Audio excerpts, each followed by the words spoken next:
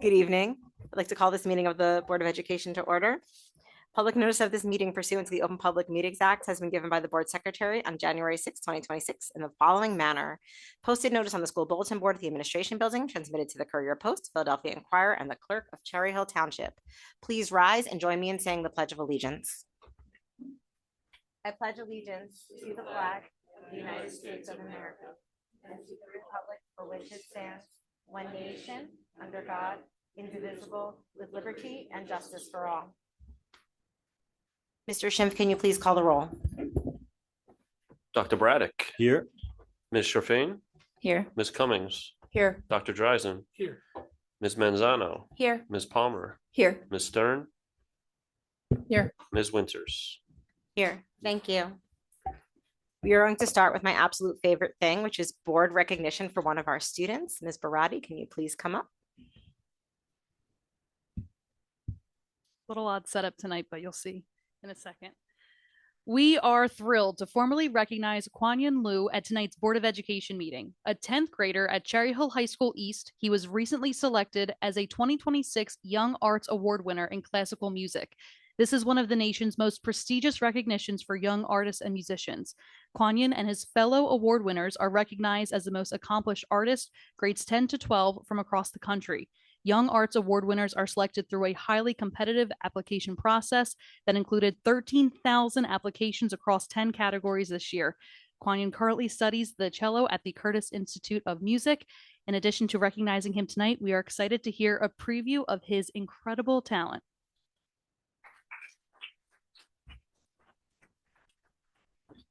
Hey everyone, my name is Kwanyan Liu, and today I'll be playing Bach's Suite Number 4, the Bourrées. So there's Bourrée 1 and Bourrée 2, and they're both dance movements and they have a contrasting character. So I'm excited to play this for you guys. Hope you enjoy.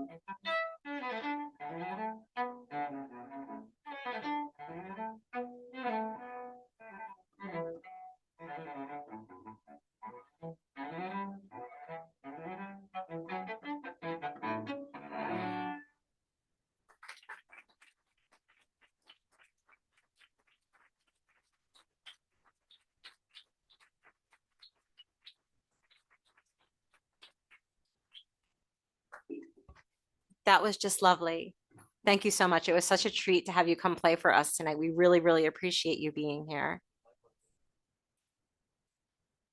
I think we should just end the meeting right now. There's no following that with anything that we're going to do. There's no following that.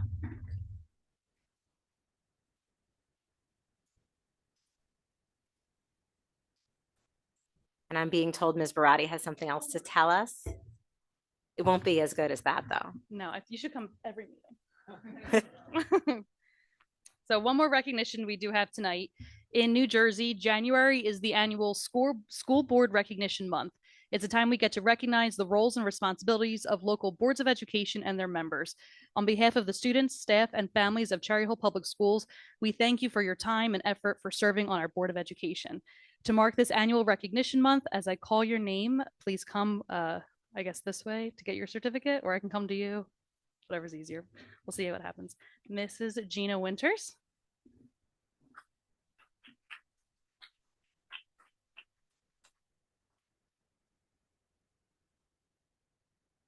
Mr. Adam Greenbaum. Was he here today? Okay. Dr. Kurt Braddock.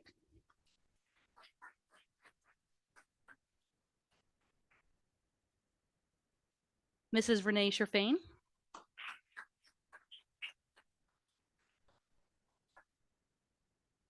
Mrs. Candy Cummings.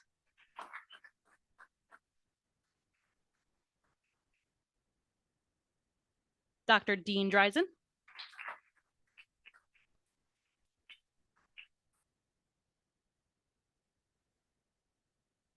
Mrs. Melissa Manzano.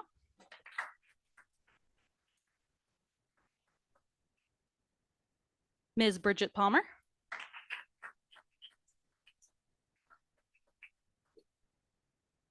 And Miss Miriam Stern.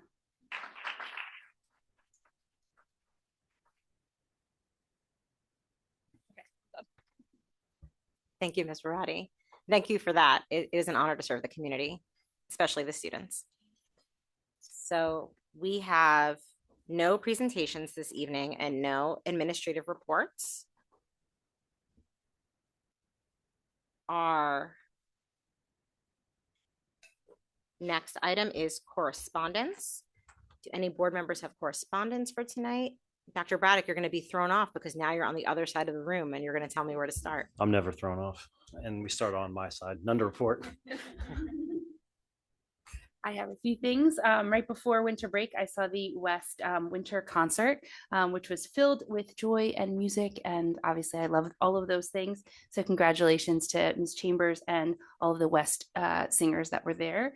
I also got to attend the Carusi course of study with Dr. Dreisen and Mrs. Palmer, which was great. I'll let one of them talk about that. And I'm excited to attend Malberg Back to School Night tomorrow. Mrs. Sherfain. I was able to attend the Rosa course of study night, which was really nice, packed house. There wasn't a seat available by the end or by the time they started the presentation.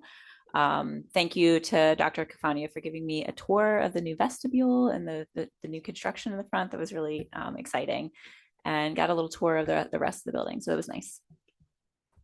Very nice. Along with Ms. Stern, I attended the sneak peeks at both of our preschool editions at Kilmer and Malberg.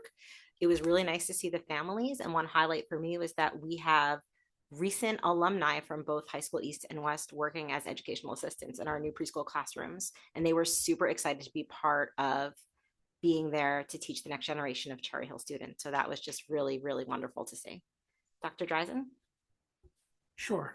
Thank you. I too attended the high school information night. And then I just wanted to give a heads up as part of correspondence to the board that the Camden County School Board Association is having a virtual meeting. So that's, I mean, well, in person's nice, at least for convenience. Virtual is nice on Thursday, February 5th. And so you can sign up for that online if you'd like to participate in the next virtual Camden School Board Association meeting. So two things right before break, I got to, as Mrs. Winters referenced, got to go to the preschool sneak peek. The one I went to was at Malberg. What really stood out for me, two things. One was the beautiful, amazing, brand new classrooms that we have there, thanks to both state funding and our Cherry Hill community members who supported that effort. It was just amazing to see all of these families have access to high quality public preschool. And the other thing was, of course, what we see at every transition level is excitement and anxiety, which, we saw amongst the families and the kids. Although I have to tell you, every kid I saw was having a ball in our playing in the new preschool rooms, which were beautiful. Well done. The staff was amazing.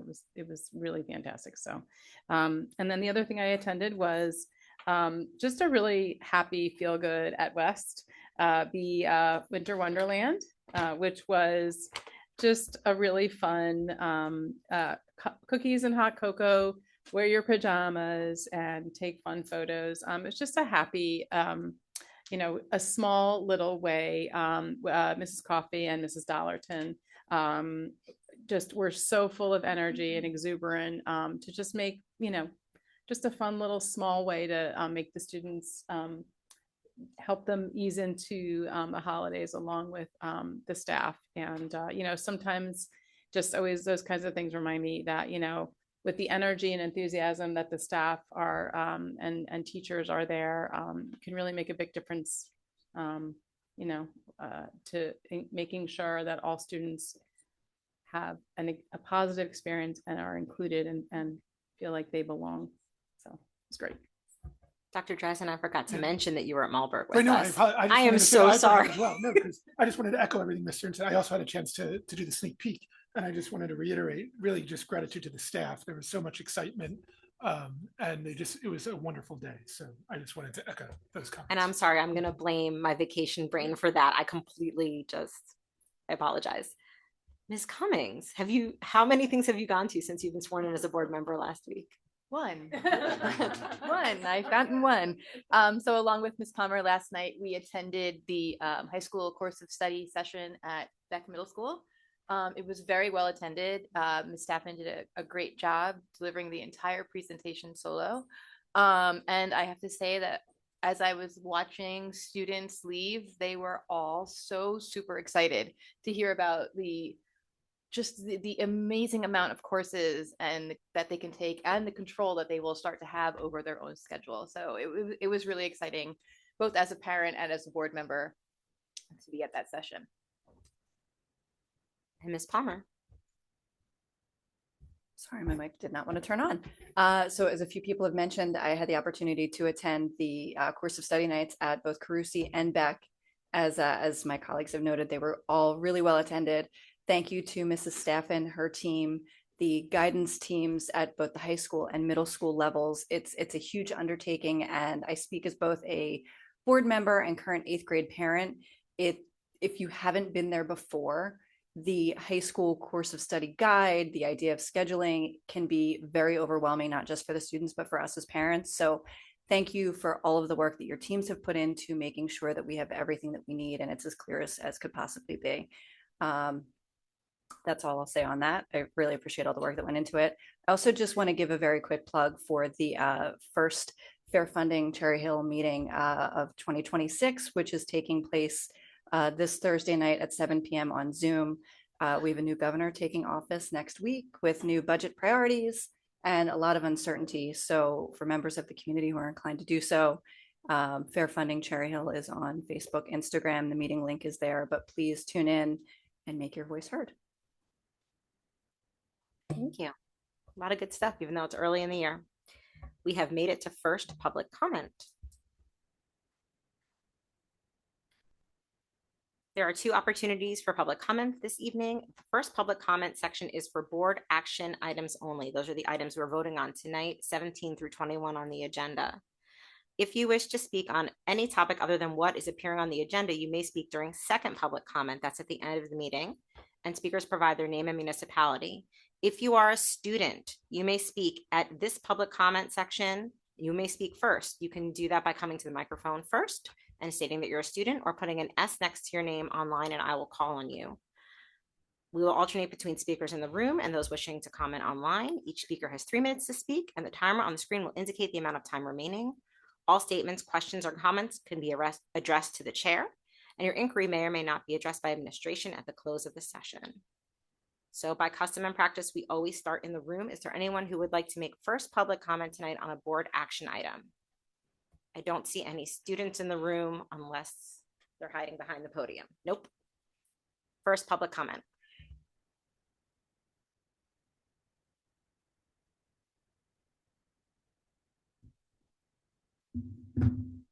Rick Short, Cherry Hill. Action item 18.2 has to do with Rutgers training. So as it stands right now, and again, I'm no expert because I don't know all the details to the Rutgers training coming in, but it's a big fat no, folks. So why is it a big fat no? Again, I could be wrong. Maybe you can clarify this after I speak because I don't know. But under 18.2, 18.3, okay, 18.3. I'm sorry, Mr. Short. Okay, Thank yeah, you. 18.3. I'm sorry. Rutgers thing. Thank you. Okay, thanks. So it's a big fat no.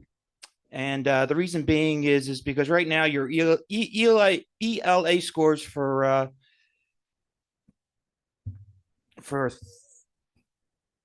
third through ninth graders is 64%.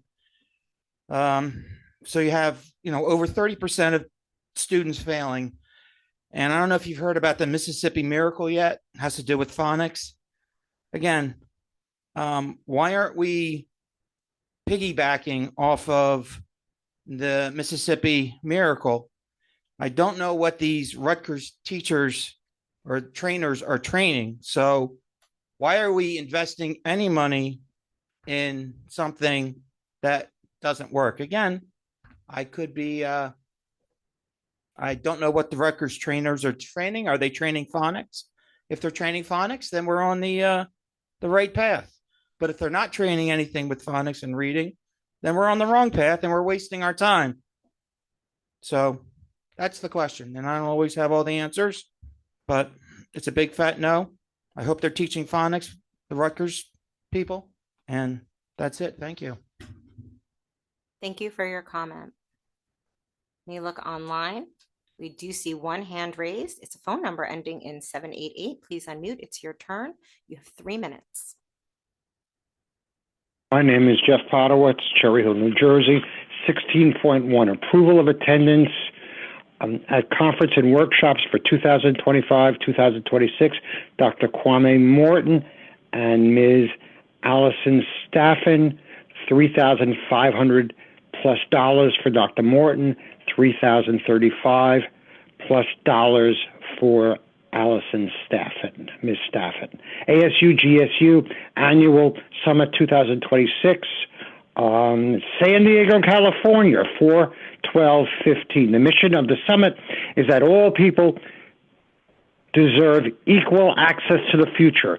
That means all people. For Cherry Hill School District, considering the numerous numbers of state complaints and U.S. Office of Civil Rights complaints that have been filed in support of students with disabilities, it is obvious that in our district that all does not include students with disabilities. If the mission of this conference is grounded in the belief, all right, that scaled innovations across PK through grade union are critical to achieving this goal, then why must advocates, parents, and students fight to receive basics when it comes to students with disabilities? Maybe if the school district leaders stop delaying and denying students with disabilities the basics that they really need, maybe, school board, in good conscience, you should vote to spend close to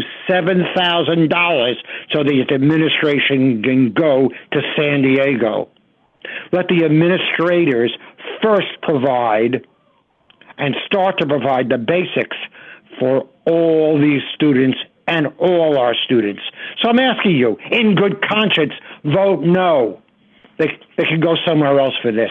Or they can treat maybe kids with disabilities a little bit better and teach the basics more. Thank you very much. But vote no, in good conscience. $7,000. No. Thank you for your comment. Going back to the room, is there anybody else who would like to speak in first public comment tonight? Seeing no takers, I'm going to look back online. I don't see anybody online, so I'm going to close first public comment and we're going to move into our board work session. So the first committee report is me, CNI committee. And Ms. Staffen, would you like to do course of study first, or do you want me to talk about the other things on the agenda first? I can go first. Okay. I'm going to be brief because this was actually the first item on our agenda was something that was split jointly between CNI and PNL. So I don't want us to be repetitive, but we did consider a proposal to permit additional time for collaborative work between teachers at the middle level. This was something that had existed previously in the middle school model when there were teams. And now with the transition to the junior high model, that time for collaboration no longer exists in the daily schedule. So they were looking for ways to include that for the second half of this year. And the committee looked at it through the CNI lens, which had to do with, what the professional development time would look like. We talked about the impact on students. One of the ideas was to do early dismissal half days, like was done a few years ago at the high school level. We talked about how half-day dismissals can be challenging for families, especially now that we're talking about middle school families, and those students are much younger. So I think when we talked about it for high schoolers a few years ago, most high schoolers are able to come home independently. Not all high schoolers, certainly. There are some with challenges, but at the middle school level, some of the sixth graders are very young. So we talked about that. We also talked about it through the lens of chronic absenteeism, and we asked for some additional data with respect to when we had done the half days in 2024, whether there were high rates of absenteeism among teachers and staff and among students on those Fridays, and what that looks like with respect to instructional time. We talked about also thinking about long-term solutions so that we can incorporate this much needed time back into the schedule for our teachers, both at the middle school and high school. Do any other CNI members have anything to add? Did I pretty much capture it? So that was where that conversation was. We discussed it through that lens, and we were waiting for some more information, especially with respect to the absentee rates on those days before we were to move forward with any kind of recommendation from the committee to go forward. The only other thing on our agenda was a policy. It was 2623, and all it was updating from the words Common Core, which are no longer used in New Jersey, to New Jersey Student Learning Standards.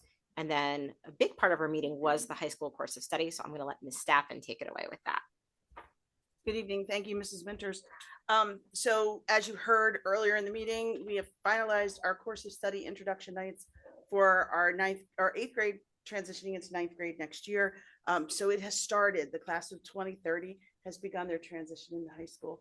In addition to that, we've updated the course of study catalog for all of our high school students. And in doing that, we've added 7 new courses to the course of study. We have finished our math pathways programming. So again, we've added math pathways that have enabled students who maybe are not looking for that traditional STEM pathway to interact with mathematics in a way that might be helping them look toward a different kind of career using math, but not necessarily in your engineering fields or things like that. So we'll be adding advanced algebra and finance, which is an algebra 2 based course. It will also be offered at the AH mix, just like our quantitative reasoning and our data science have been.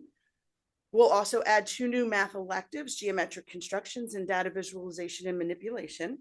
In addition to that, we'll be adding a social studies elective as a companion to a philosophy and ethics course. It's been really popular since it's been added several years ago. We're adding a philosophy and life course. So those courses will run on an every other year format. We also will be adding the final of the 3 courses in career exploration. So career exploration will be added as the 3rd semesterized course that will help students finalize that preparation to go into an experiential learning opportunity when they hit that senior year. So throughout that 3 course sequence, they'll be looking at honing in on those soft skills, finalizing a resume, working on interview questions and opportunities, as well as starting to explore some of their career interests in order to obtain a internship in their senior year. If a student is interested in experiential learning in their senior year and does not have room in their schedule to fit those career exploration courses, they will still have an opportunity to do so. They'll still be able to work with their counselors. They just won't have the time during the academic day to be working to network it and find those intern experiences. In addition to that, we'll be adding film appreciation through animation 1 and 2, which allows students to continue to explore film appreciation. However, they're going to do it through the lens of animation, and that will also run on an every other year. So when we talk about every other year, when you look at the course of study now, you're going to see certain electives that will have an O next to them, which means it's an odd year. So if a child is looking at planning a schedule for next year, 26-27, that's the odd year, it's the graduation year. So 27 would mean those courses will run next year. The even ones are actually italicized. They look a little bit different. So students will recognize that they will only be offered in an even graduation year. In order to give the students the greatest experiences and the opportunity for these courses to run, we found it really important with such an extensive course of study. We have 107 pages of opportunities for our children. We felt it was really, really important for them to be able to really narrow their focus. So when you look at the course of study highlights, you'll also see that we've been able to carve out, based on what we offer, 12 different kind of pathways to really help students figure out where their interests are and what we might offer to help them really almost major, for lack of a better word, in that particular area. So if a student has interest in culinary, or a student has interest in computer science or homeland security, instead of having to go through the whole booklet to see what would fit in that pathway, we tried to do that for them, where we could give them a 3-course sequence or 15 credits of either required coursework or electives in order to help them do that. So hopefully we'll see a more streamlined course of study, helping students and parents really kind of narrow in where those interests are and see what they would like to experience for high school, so that they can really kind of hone in and figure out what doors they want to open up as they leave Cherry Hill Public Schools and enter, whichever direction they choose to go when they graduate from us. And a lot of this is based on survey data that we do put out to the students every year, grades 6 to 12. This year we had 1,250 students respond. And so we tried to tailor things based on what their voice was also telling us was necessary. Thank you. And to echo Ms. Palmer, as an 8th grade parent, it's such a wonderful time. And Ms. Cummings too, an 8th grade parent. You've got 3 of us here. It's such a wonderful time to get ready for high school and to look at all the new offerings in the course of study. So thank you, you and your team, for all the work that you put in on that. Does anybody else have any questions on CNI? All right, then we are going to move to BNF, and Mr. Greenbaum, I believe, sent some notes to Ms. Stern to read out for tonight. Yes, so in our BNF committee meeting, we discussed several policies, which we did talk about, and you all had a chance to look at. I actually looped back to Mr. Schimpf about one of the policies, because he in response to the discussion, this was about our legal services. That policy, we were changing some language and made some substantial changes. But I think there's some more that will be coming. There's one more updated piece that was in the original policy that's not in this policy. So I think we'll have that for the next, when we actually vote in our next meeting. So we also talked a lot about our upcoming budget, and Mr. Schimpf shared in great detail, the zero-based budgeting. That is his approach, which is new to Cherry Hill, but seems to all of our buildings seem to be adapting to it, and should really give us a good, fresh relook at really the priorities, is my understanding, that, making sure that, not making sure, but giving everyone a chance to kind of step back, reconsider priorities as they're budgeting. We also talked about, just make sure I get everything. Let me just make sure, sorry. The other piece about the budget, which I think is, you know, every year it's always a challenge in terms of not the uncertainty. There could be even a delay with the budget presentation by the governor since it's her first term. It will be her first term. But, you know, we have definitely facing some really significant challenges. We already know some of the items in our budget are going to go, you know, we are expecting to go up significantly, way over, you know, I think, you know, way more than even, you know, in some of them in previous years. So there's a lot of things that are, I guess, somewhat up in the air, but essentially the ultimate conversation is that, you know, we have to really think very thoughtfully about our expenditures, our budget, and also, you know, what we have available to us in the way of taxing authority. I think that was pretty much it. I don't know, Mrs. Cummings, you were there. I don't know if I missed anything from the meeting. No, that was pretty spot on. Okay. Yeah, I think that's it. Any board members have questions? Mrs. Sherpain. This might be more for Mr. Schimpf, but I'm curious that this process of meeting with all the principals, if you're seeing any significant cost reductions from going through this zero balance budgeting method. I wouldn't say not as of yet. I mean, the principals and the schools and departments still have until Friday to finalize all of their justifications and budget requests. So I anticipate being able to provide some more updates, you know, on the 27th. Awesome. And then I only had one other question. As far as the prescription plans, and we're looking at all of the stuff related to medical coverage, I think last year we did not see an increase. So or maybe 2 years. Was it 2 years ago or last year?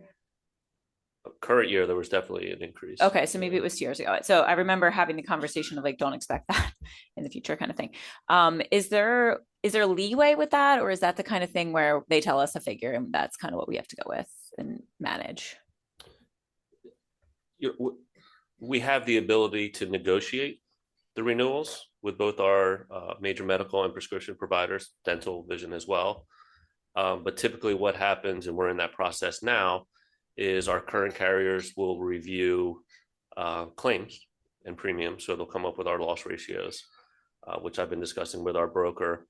And then they'll prepare a renewal figure that they believe is appropriate. Okay. And then in connection with our broker, we'll go back to both Horizon and Bennett Services to negotiate those renewal rates. In this case, right now, this year, I've given them to go ahead to market our coverage levels, just knowing that we're looking at a considerable increase on both.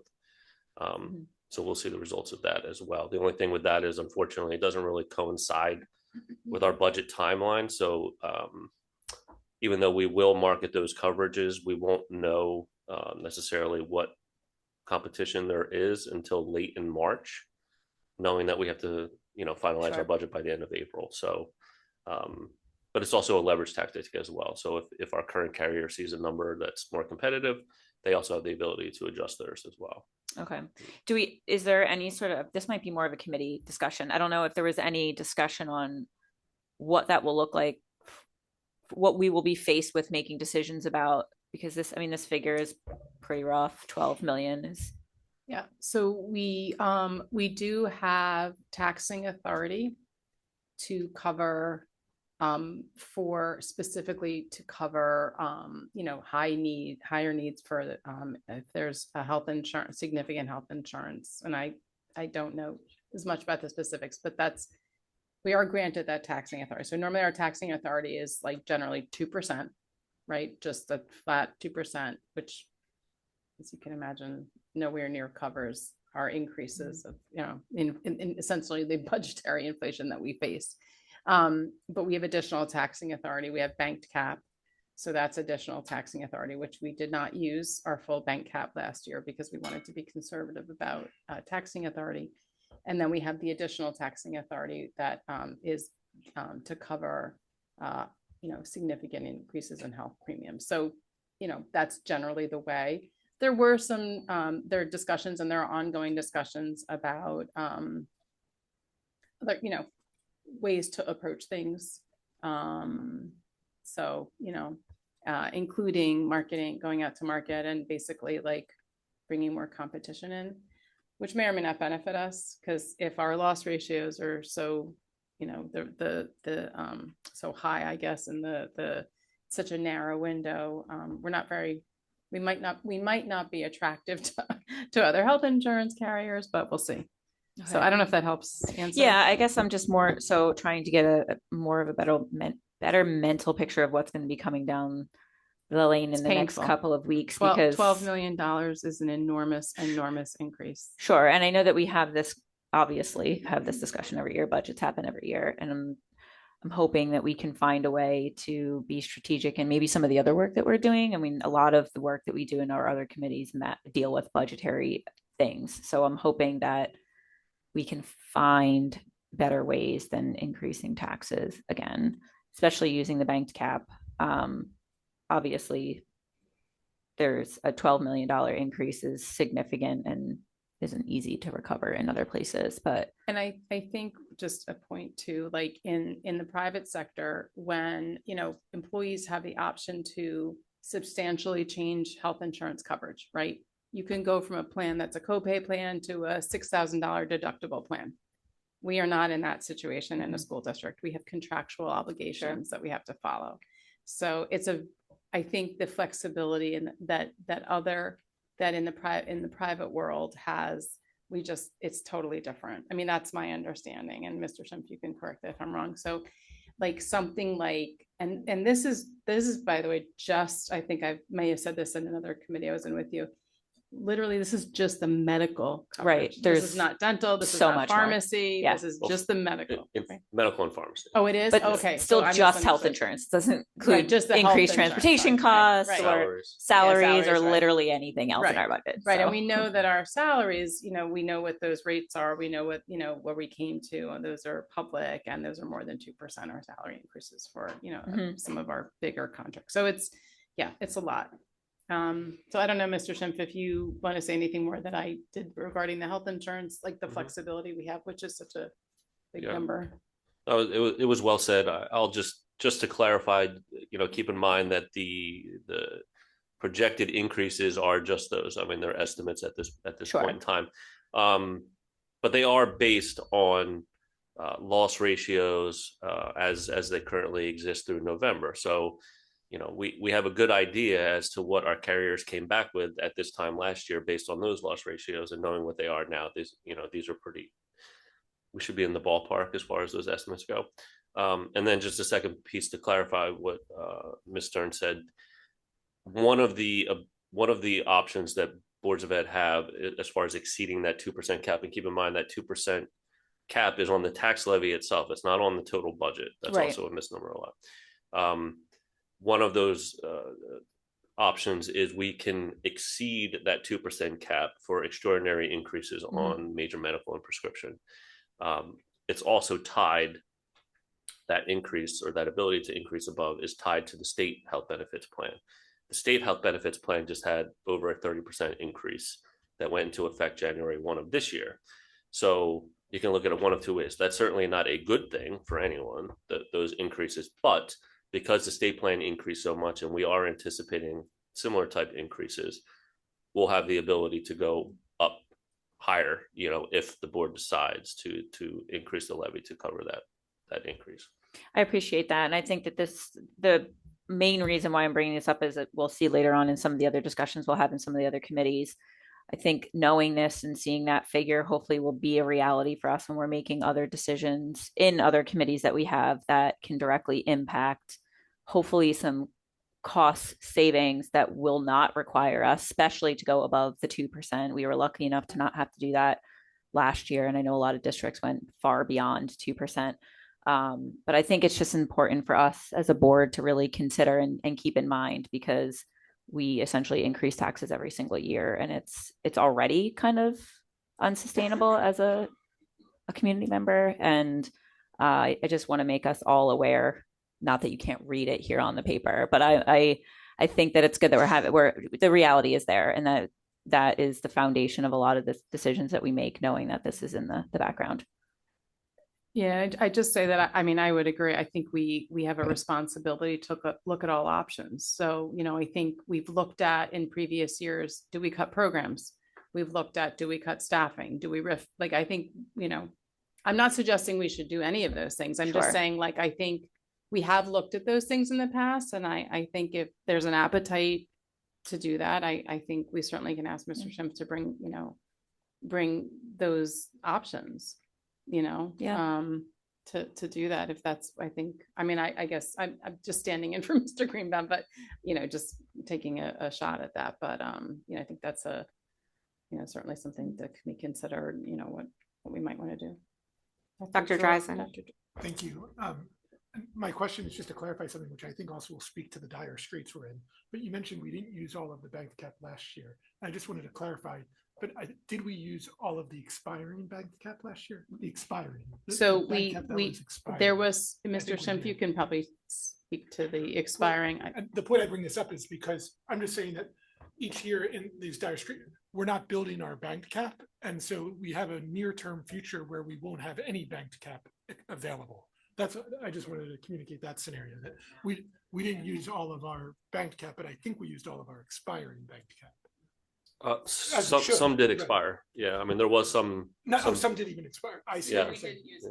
So we did exceed the 2% levy this current year, which utilized some bank cap, but some bank cap did expire. Some bank cap did expire. The bank cap that we were talking about at the committee level is banked cap that was created 2 years ago, and if not utilized in 26, 27, that will expire. And we're not building our banked cap right now. Correct.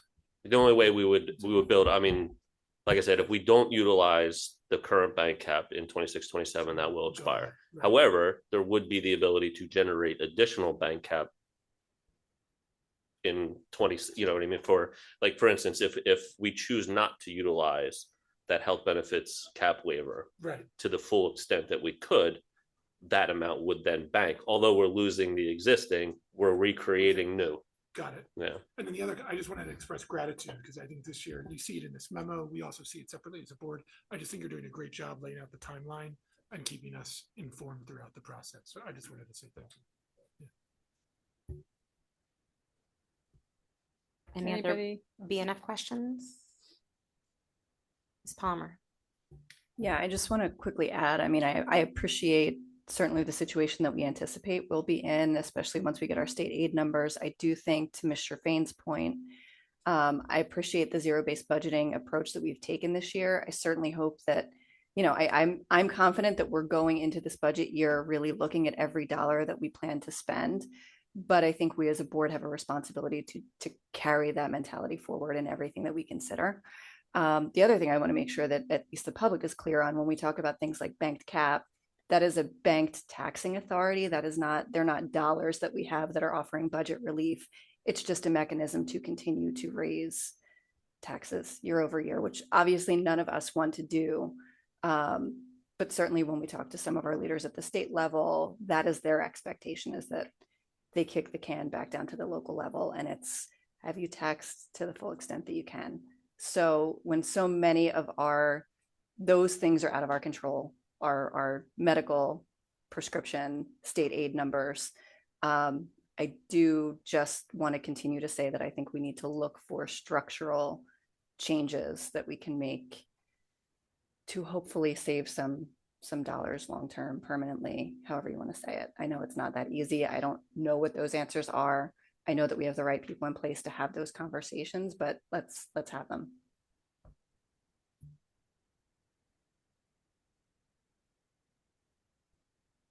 Seeing no more takers for the dire budget conversation that nobody wants to have, I'm actually going to throw it right back to Ms. Stern for HR committee. So as everyone is aware, there's not really a whole lot that we can talk about because it is confidential. But we did talk about, there is a job description that is on the agenda tonight. That was just a response to, we just had to correct the phrasing, some of the language in the job description to make sure that it was accurate. I guess, the way it needed to be worded. So you've seen that you see that on the agenda. We just talked a little bit about some other confidential personnel, general topics, not individuals, obviously, but just general topics. So it's probably all I'm going to say. But I thought we had a robust discussion, and budget was part of that discussion. So,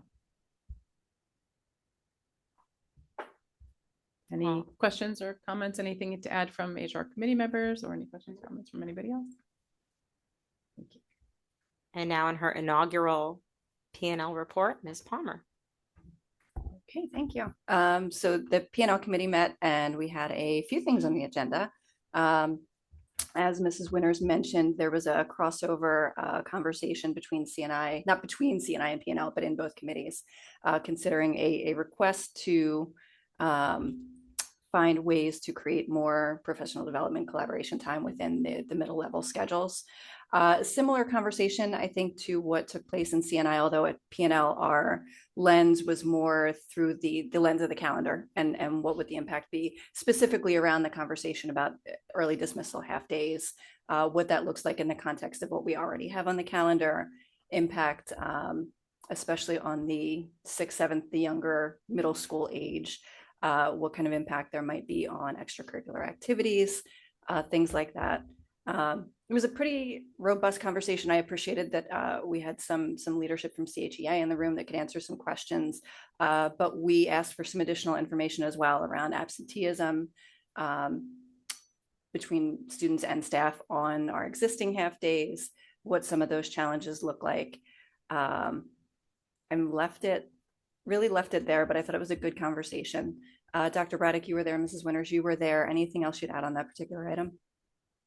And I think the agreement was similar to what you guys decided in CNI, is that we need to look at, long-term solutions. So no resolution, no real recommendation that came out of P&L on that one. Dr. Braddock, anything on that? No, nothing really additional other than the fact that we actually had a couple teachers there, and they appreciated that we're trying to give them the resources they need to do their job properly, while they appreciate kind of the position we're in. So yeah, I thought it was a good conversation. Yeah, agreed. There were also 3 policies that we considered. One was a look at our waiver of student transportation policy. That was really just a very minor language change, changing in excess of, or changing more than to in excess of in 3 different references. So take that for what you will. And then 2 policies on second reading that I think will be on for board action at our next meeting. One is 24-22 statutory curriculum requirements. That is a retitling of I forget what the previous title was. I think it was health and physical education requirements. We did go back to this. This has been back and forth between to the committee a few times. Ultimately, I think the committee's recommendation is that we simplify that policy. There had been a very long, like 26 or 27 point list of statutorily required courses that are in the curriculum. But there were like 10 or 11 missing. It was kind of an arbitrary list. We felt, for simplicity's sake, eliminate the list. And there will be, there's some recommended language that kind of captures that our curriculum incorporates everything that is required by statute or administrative code, covers everything, and removes the requirement that we go back every time something else is required and update the policy. The second policy that we looked at was our first generative AI policy. This is a board-driven, brand new policy to the district. I think it's in a good place. Again, we had some, I'd say, robust conversation around this one. There are 2 minor edits made from the last iteration. They were very, very small. I think adding sound instead of music and adding code as into the definition of generative AI. The idea here, if you look at the policy itself, it feels very broad. It will work in concert with an AI plan that the district will be developing internally. The idea is that because AI changes so rapidly, so often, we wanted a broad policy that kind of sets the guardrails and the expectation, and then the district's AI plan will, look at the operations, the actual operational piece of it. I think that is a good way to go. It gives, the administration what it needs to enforce, but also the leeway to kind of update a little bit more timely based on how quickly the technology changes. Dr. Morton, there were a couple questions this week from other board members around that AI policy or the AI plan that the district will be developing. I don't know if there's anything that you want to add on that piece. I don't know if there's a ton to add at this particular time. I think you summarized it well in the sense that the policy itself sets the framework for the development of a plan and moving forward. Our CNI department has off and running, to be quite frank, as it relates to all things AI, and we'll be heavily involved in development of that plan. The plan itself will be public facing. We did discuss that at the meeting itself. We want to put that up and put it out there and be as transparent as possible. There are many wrinkles and nuances as it relates to AI, and in particular, access to information. And for us, we want to protect student information. So how we go about doing that, we'll need to be very mindful ultimately about how we go about doing it. Yeah, and those are some. I appreciate your input on that. I mean, those are some of the broad pieces that the policy looks at. Parental notification at the start of each year. The plan itself, I think, will speak to what's appropriate use of AI at each age level, but our policy says your plan shall include. So that's kind of the cooperation between the policy and the plan itself. Are there any questions on either of those policies or any other input from other committee members? Okay. Then I guess that's it.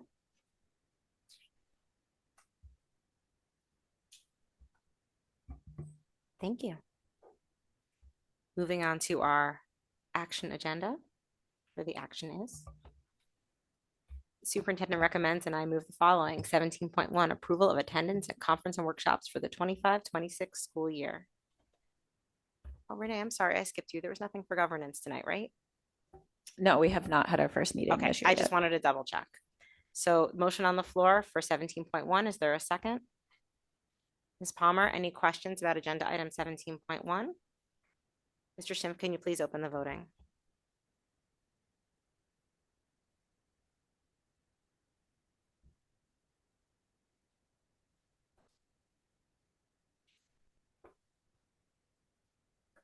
Motion carries. Now I'm going to ask Ms. Stern to move the BNF agenda.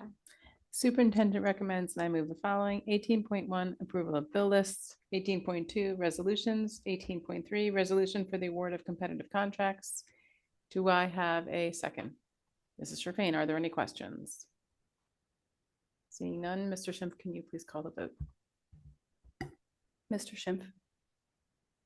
Mr. Schimpf, I'm sorry. I am a yes, but I need to abstain on the payments to Bancroft on bill list number 4. Mr. Schimpf, I too have to abstain from the 4th bill list for any payments to Bayada. Mr. Schimpf, I'm going to abstain from Jewish Federation of Southern New Jersey on bill list number 4 as well. And I need to abstain from agenda item 18.3 due to conflict of interest. Yes to the others. Motion carries. Thank you.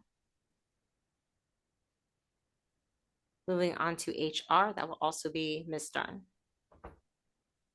Superintendent recommends, and I move the following. 19.1, termination of employment certificated. 19.2, termination of employment non-certificated. 19.3, appointments certificated. 19.4, appointments non-certificated. 19.5, assignment salary change certificated. 19.6, assignment salary change non-certificated. 19.7, other compensation certificated. Do I have a second? Dr. Braddock, are there any questions? Seeing none, Mr. Schimpf, can you please call the vote?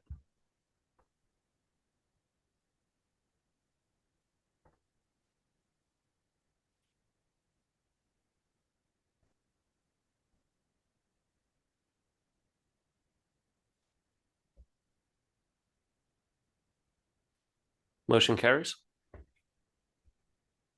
Ms. Palmer, can you please move the P and L agenda?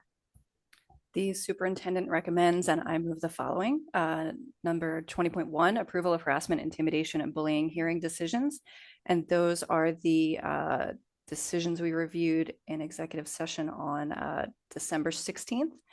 20.2, approval of waiver of policy 2340, field trips. And that is to allow the robotics team at Cherry Hill High School East to attend an event out of state. And can I have a second? Ms. Sherfain, are there any questions? Okay, Mr. Schimpf, can you open the vote?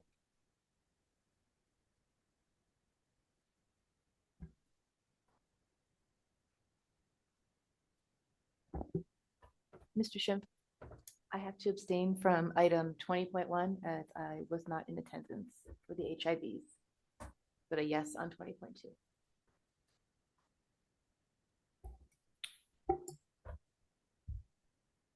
Motion carries. Thank you. Ms. Sherfain, can you please move the governance agenda? Sure. I would like to make a motion to approve 21.1, which is the approval of standing committees for 2026. Do I have a second?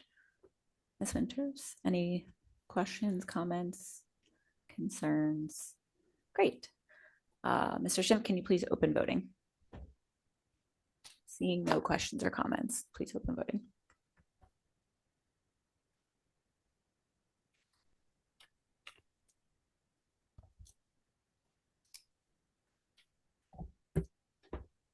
Motion carries. Thank you. Next on our agenda is new business. Do any board members have new business this evening? Ms. Stern. It's actually, I made an error, so I want to apologize. This should have been after the Human Resources vote. I just want to thank Mr. Greg Louie for his service. He's someone I've seen during my time on the board. He's very active. He attends. He's very engaged in many activities beyond his regular job duties. And I just want to congratulate him on his retirement. So a little late to say it, but I wanted to acknowledge him. Thank you. Any other board members with new business this evening? Does anyone have any old business? Ms. Sherfain. Yes, I would like to give just a brief report out on our elementary rebalancing work. We did not meet in December, but we did meet yesterday for a very productive conversation with the committee, which I gave myself a segue earlier when I was speaking about budget into this conversation. The focus of our committee meeting yesterday was really around the expectations of the board with the work with rebalancing. And we wanted to make sure that the expectations were set and understood. So Dr. Morton and the committee that's working on this within the district can have clear expectations when they move forward with their proposal. So we highlighted again the necessity to follow those guardrails that we put in place for Dr. Morton and his team, which is looking at transportation, specifically how we can optimize transportation to hopefully set Mr. Schimpf up for a much easier budget process. The special education programming throughout the district and how we can optimize that for the students, for transportation, for transitioning from different levels of schooling, and to make sure that they're accounted for when, with decisions in where they're being placed and what programs exist where. So that was one of our guardrails. And then obviously balancing enrollment, which is the whole premise for this discussion in this committee. So we can anticipate a potential proposal in the beginning of February. We did also look through some of the maps that Dr. Grip drew in reference to the lines that are drawn, the infamous lines that are drawn in the district. And we clarified for Dr. Morton and Mr. Guy that the board is open and willing to consider any recommendation as long as it's hitting all three of those guardrails and it makes sense not only for the 27-28 school year when it will go live, but for years to come. So as far as like from a board's perspective, and I welcome anybody else's input on this, from the board's perspective, we're not expecting a certain action. We're just expecting that those three things are addressed with the final proposal. So open obviously to any proposal that makes sense, but we just wanted to make sure that it made sense for the students, for the special ed programming, and transportation and budgeting for that. So anticipate a little bit more information in the beginning of February. We also looked at the data from the surveys that were collected for the community members, which was essentially identical to what we heard in our community sensing sessions that we had and the town halls. So everybody's perspective and voices, both community and staff, are being considered in this decision. But I think that pretty much covers what we discussed yesterday. So yes, hopefully I'll have more to talk about in February about the direction we're moving. Yes, Mr. Vane, can you just speak a little bit to why we're doing this now? What's driving the conversation to even look at why rebalance, so to speak? Sure. Yeah. So the whole reason why we started the discussion is because there's certain elementary schools in the district that are experiencing at capacity or will be at capacity or beyond in the upcoming school years. That's another thing that we discussed. There is a lot of housing development in the township that we're not even experiencing the influx of those students, but that is on the horizon and that's coming down the lane. So the purpose behind this is to make sure that the schools are balanced and as well as some of the other things like transportation makes sense and things like that. But it's ultimately to ensure that we're maintaining the level of resources, academic excellence, and all of those things that we're providing as is when our numbers increase. Specifically, Barton is one of the schools that we're very specifically speaking about. Man is another one. I'm sorry, but I don't remember the other three off the top of my head, but there are schools in the district that are already experiencing those almost at capacity levels. And there's schools in the district that have plenty of space to offer more students. So the intention behind this is to ensure that schools that could take more students on could potentially have more students, and the schools that are already at capacity are being taken care of. To add another level to that as well, this also affects the middle school. So right now, Rosa is at capacity and beyond. Carusi is at their capacity. There's room at Beck. So this is the onion has many layers to it. So essentially the intention is to ensure that no school is beyond capacity while others are under capacity. But there's so many other layers. Yes, yes, Dr. Dreisen. Also with that tee up, I just wanted to give your committee and Dr. Morton credit for that question. The community can go to the video that you put together, and that was actually addressed square on in the start of the video, is why we're doing this. So just as a reminder that if thank you want to review that, that's a good source of information. Yes, I appreciate that. And that also our third town hall, which was virtual, is recorded and online as well. Ms. Barati has spent a lot of time ensuring that all of the information over the last couple of months is on there. So thank you for that. People don't actually have to watch our meetings to get all the information. Yes, it's out there. Any other questions? Yes, Ms. Palmer. So I want to underscore your point that the onion has many layers, right? And I think I'm going to wildly butcher this quote that I think I got from Mrs. Winters, but for us as a board, and it didn't originate with you. If you have a choice to stay the course or be bold, be bold. And I think we have a unique opportunity right now, this year, in this moment, to make a decision that is right for our district today and for years, and boards and students and families for years to come. And I don't want that to be misinterpreted as me wanting to blow things up and inconvenience people and displace people, displace students, and disrupt lives. I do not want to do that at all. But I think we need to very thoughtfully look at all of the options in front of us, considering the guardrails that we as a board of 9 have very clearly outlined, and make some real choices that may be difficult, may not always be popular, but will be right for our district, our financial considerations, the best interest of our students, all of our students, including our special education populations. Again, for now, for 2 years from now, for 10 years from now. I don't want to be scared of making an unpopular choice and end up right where we are so that this becomes somebody else's problem and our schools don't get any relief and we're right back here. Even though it probably will not be the 9 of us having that conversation, somebody in our seats will be having that conversation 5 or 10 years from now. So take that for what you will, but since you asked for our feedback, that's where I stand as one of 9. Yes, thank you. And that was kind of the whole basis of the discussion that we had yesterday was we're not coming in saying, yes, to redraw lines. That's what we want. We're coming in saying, give us any and every option that we can look at because this decision will affect us for generations, no matter what. So we want to make sure that we have any and all information.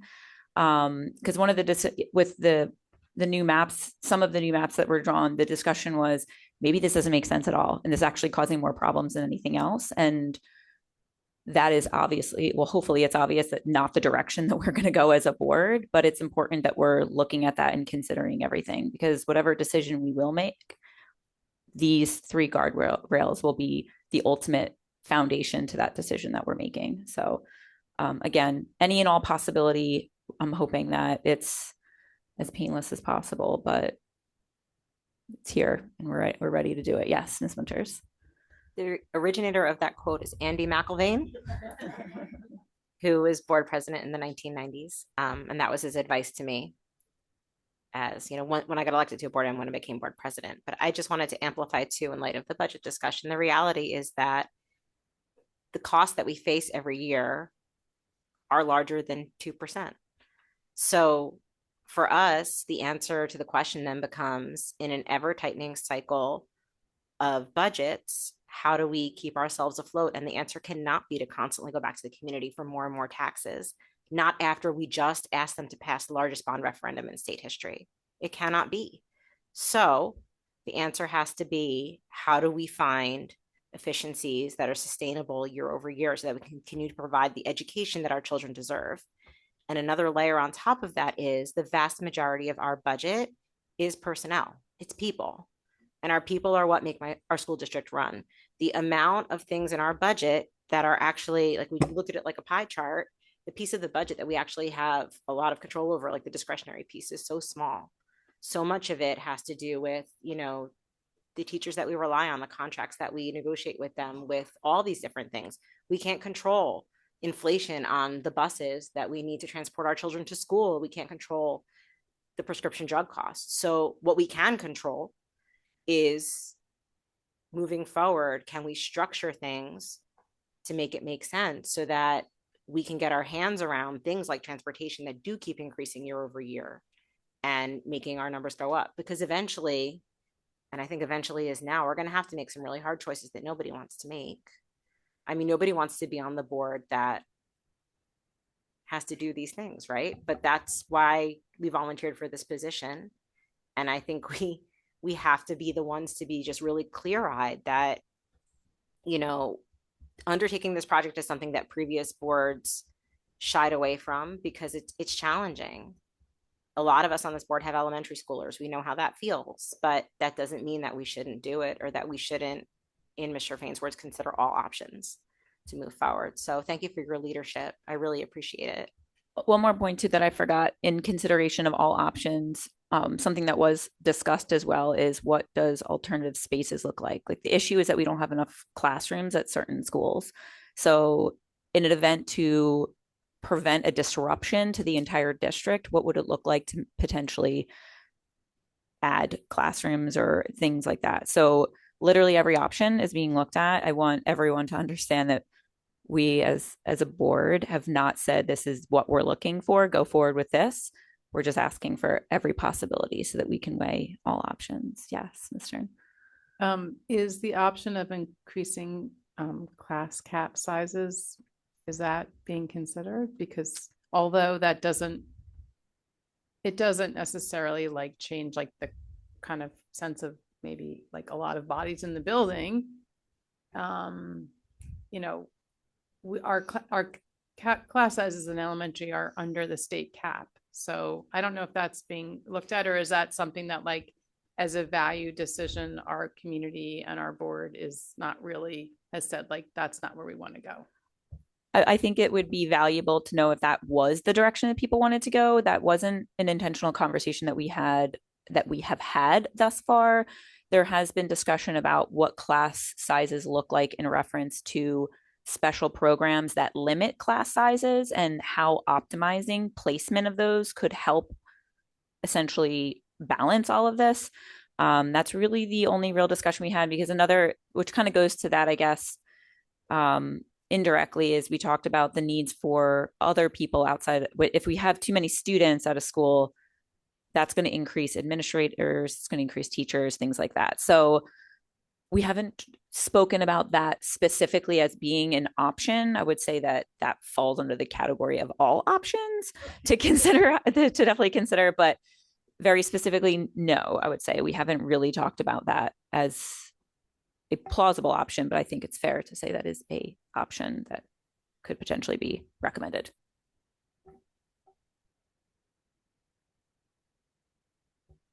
Thank you. Any other old business? Ms. Stern. The special education committee met last week as well, and kind of taking up where you left off, one of the topics we did discuss was the intersectionality and inclusion of special education in these conversations, in the committee discussions, the board committee, and the administrative discussions. So definitely, an important topic. Special education is absolutely that, the guardrail is there for a reason, and it's definitely included. And part of that discussion has been, for many months, and since we started meeting, really, speaking of layers of onions, when my understanding has increased significantly of, many of the layers, when there's many I don't know about, regarding the decisions and the intentionality of the decisions regarding class placement, special class placement. I think, student needs, student experiences are always, the driving force. And part of that also has to do with ensuring that our teachers are not working in complete silos on islands, that they have colleagues, that they're in environments where they have shared resources, shared collegial experiences, and that has a lot to do with not a lot, it has some to do with the placement of the classes. So there's a lot of considerations, but that was part of our discussion. And I know Mrs. Sherfain and I had some conversation as well, just as the chairs of these two different committees, to just kind of ensure that we're closing loops on in the importance of special education's voice at the table during these conversations, these meetings, these decisions. So we talked about that. We also talked about a topic that comes up probably every single meeting, and that, inevitably in almost every single meeting, there are family members who come to our podiums and talk about their students, their own family's experiences, their own students' experience. I did that when I was a parent in the audience. I did the same thing. And, one thing that, we're highly attuned to is student privacy, right? So we have, not only is it a personal value, I think, for everybody who sits at these tables, to protect our students, to keep their privacy, but also it is a legal requirement that we must protect student information privacy. That falls under the laws of FERPA, which I am just going to use the acronym because I don't know that I can well say what all the letters stand for. But it's basically the privacy of student information. And I always, since healthcare is my jam, I always parallel it to HIPAA. You know, I think most of us know what HIPAA is, and we are really glad our doctors don't go out in public and talk about us and talk about our healthcare issues. And in the same way, we don't talk about students. So, I just want to kind of reiterate, and this is, we talked about in our meeting, it's really important for us to always uphold that. So we will never talk about a student or a student situations in any public situation. We will not even acknowledge, we have no right to even say, oh yes, that student has special needs and is getting services in any public forum. We're not even allowed to acknowledge that. So, there is just some, we just wanted to kind of put that out there, reminder, not just to us, but to the public, why we don't comment or respond to, some very real topics that families bring forward regarding their students. And then another, probably the last piece, is we also talked a lot about some of the feedback we have been getting from CPAG about kind of the ask of improved communication. And so Ms. Mallory is really working on kind of relooking that with Dr. Morton, like restructuring how we communicate with our stakeholders to ensure that we are having productive, helpful ways of communicating and disseminating information. And along those lines, we had a really, CPAG put out their first, I'm going to say it wrong, what it's called, a snapshot that they sent out, I believe, to their members, and I think is going out more broadly. So it's nice to see they're putting in the members of that, the special education parent advisory group is putting out just a lot of time and effort into continuing to build the resources that they're providing to families. So that was pretty much it. I don't know any other committee members, questions. That's it. Thank you. Okay, any more old business? Being no old business, we are going to move on to second public comment.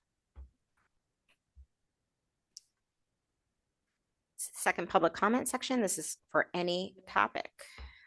Public comment is an opportunity for members of the community to provide input to the Board of Education on educational issues. The board welcomes diverse opinions on relevant matters. However, statements that are abusive, obscene, or which demean or are defamatory to any individual or group of individuals will not be tolerated. Such comments are disruptive to the orderly operation of this meeting. Speakers wishing to provide the board with information which is not relevant to the district operations may communicate directly with the superintendent and the board president via email or other alternative means. By custom, we start in the room. When you come up to the microphone, please give us your name and the municipality where you live. You will have 3 minutes. The clock on the timer will show you when your time is up. Harvey Vasquez. Good evening. My name is Harvey Vasquez. I'm here tonight speaking on behalf of special education families in this district. I want to be clear about my role. I'm not here to debate personalities or revisit past meetings. I'm here because families continue to raise the same concerns, and those concerns are not being addressed in a transparent or consistent way. Over the past year, thousands of Cherry Hill voters made it clear they want stronger accountability and better outcomes, especially for students with disabilities. I take that responsibility seriously, even without a seat on this board. Here's what families are telling me. First, many parents report that special education decisions are being made without meaningful collaboration. They describe IEP meetings where outcomes appear predetermined, where concerns are acknowledged verbally but not reflected in services, and where written documents do not align with what was discussed. That undermines trust and the purpose of the IEP process. Second, families are raising concerns about discipline practices, particularly for younger students with disabilities.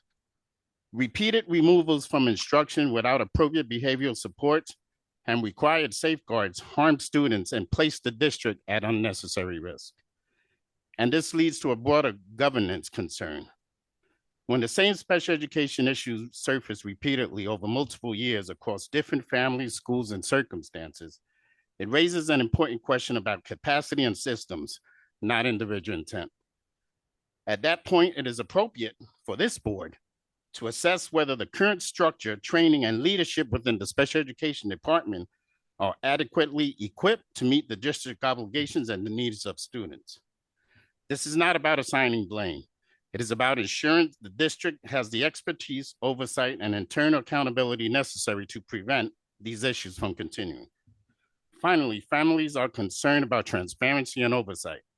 We have been told that a special education committee exists, and you just confirmed that, thank you, to address systemic issues. Yet parents have no clear visibility into this work, its scope, or how concerns are brought before it and resolved.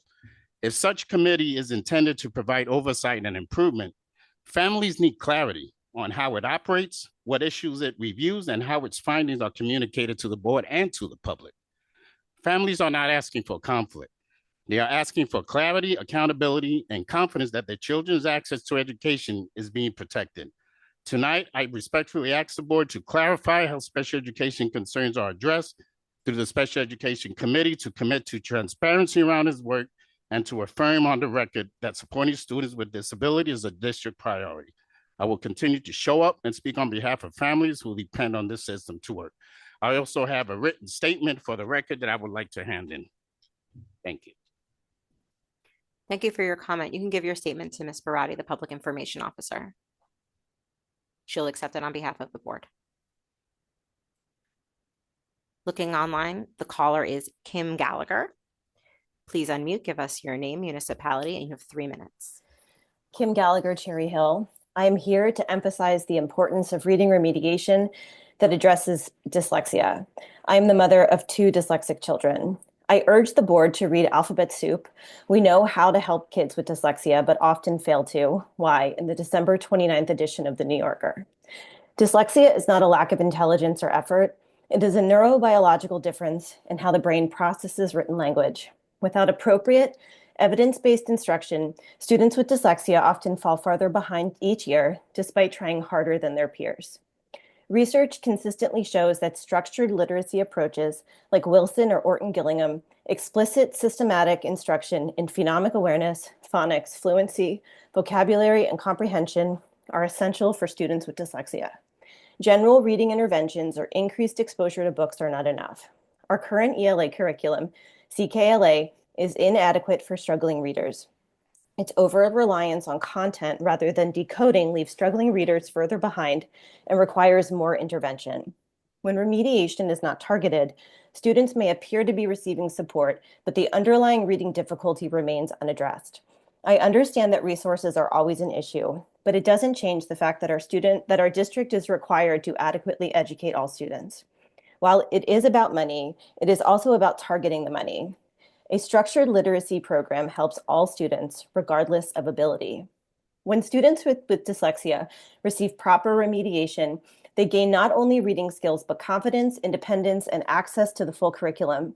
When they do not, the consequences are significant. Increased academic frustration, behavioral challenges, higher rates of anxiety and depression, and long-term academic gaps that are far more costly to address later.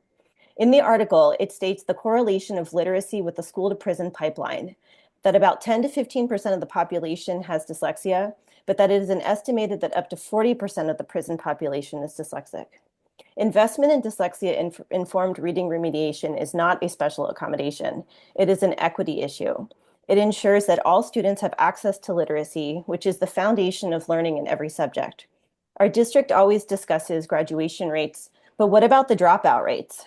Are we ever asking why students drop out?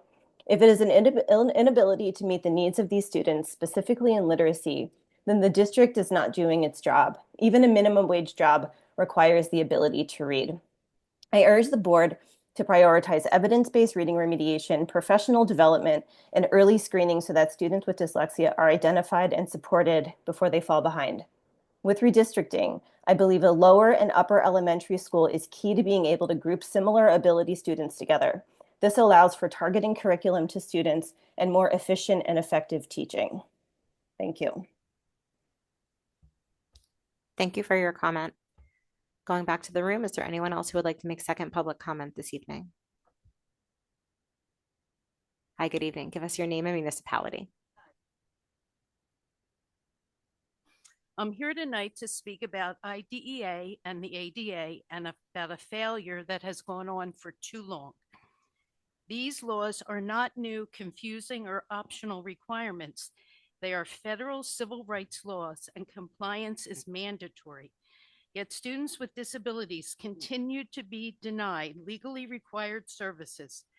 IEPs are ignored or delayed. Accommodations are inconsistently applied.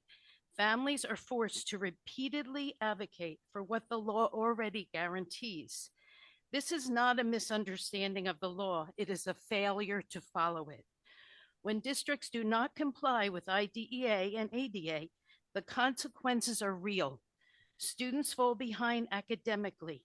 Behavioral issues escalate because needs are unmet.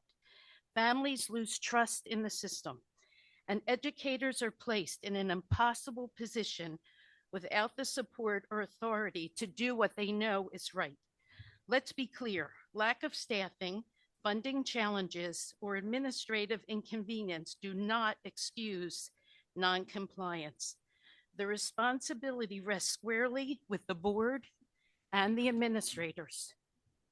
These laws exist precisely to protect students when systems fail to prioritize them.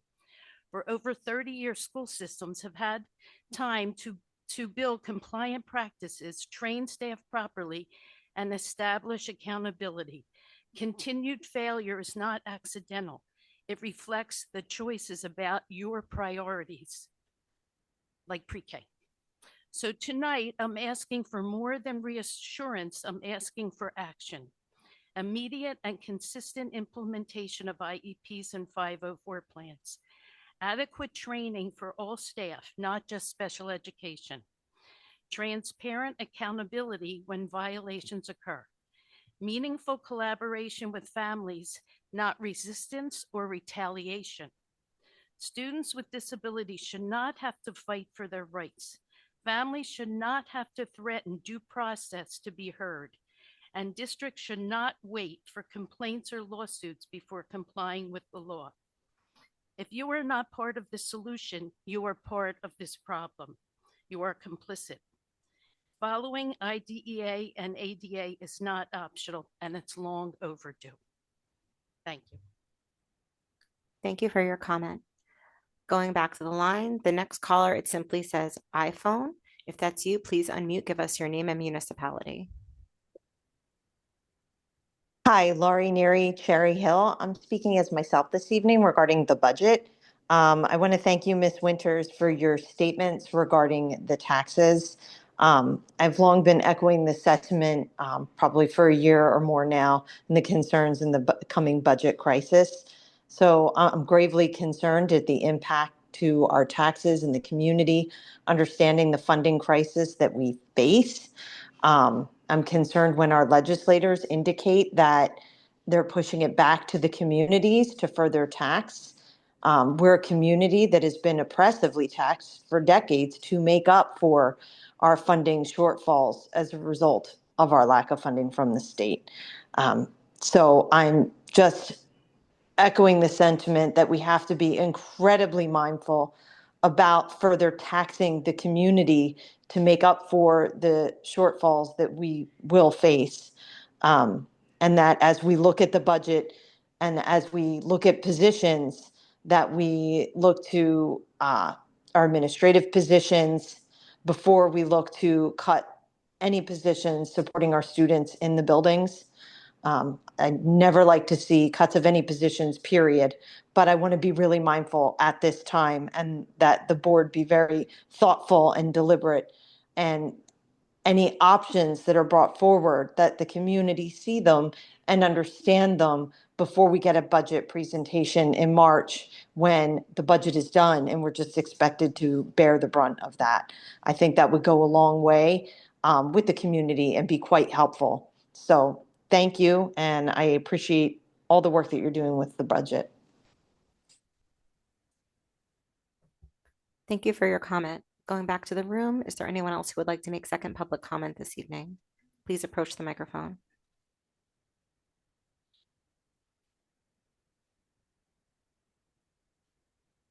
Hi, I'm Paula Solomon. I live in Cherry Hill. I'd love to see you all smile. I'd like to tell you that my daughter graduated from deaf schools a number of years ago. And since the time that she's also handicapped, multiply handicapped. And since she has moved back, lives at home, I have asked repeatedly that the school district provide interpreters for your shows, your performances, public events. Cherry Hill is a public school district, and with that comes a legal and moral responsibility to ensure equal access for all members of our community. For deaf and hard of hearing students, parents, and family members, access does not simply mean being present in the room. It means being able to fully understand and participate in what's happening. School concerts, plays, assemblies, graduations, and ceremonies are not optional extras. They are meaningful parts of a student life and family engagement. When interpreters are not provided, deaf individuals are effectively excluded from these experiences, not by choice, but by lack of access. Providing interpreters is not special treatment.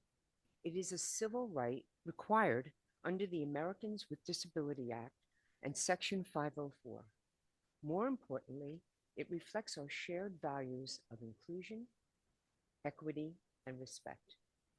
When Cherry Hill plans for accessibility in advance, it sends a powerful message that every student, every family, and every community member belongs. It also models empathy and inclusion for all students watching and learning.